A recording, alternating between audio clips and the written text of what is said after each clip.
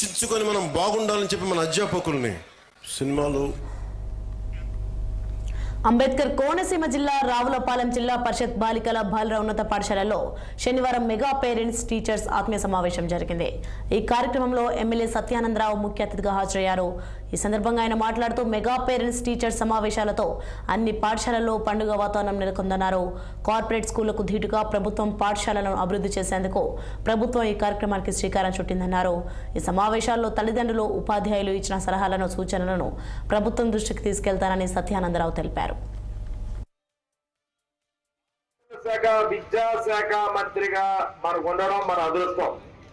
ఒక యువ మంత్రిగా ఈ విద్యా వ్యవస్థను ప్రక్షాళన చేసి సమూలంగా అభివృద్ధి పరచాలనే ఆలోచనతో ఈనాడు యొక్క పేరెంట్స్ డే పెట్టడం జరిగింది.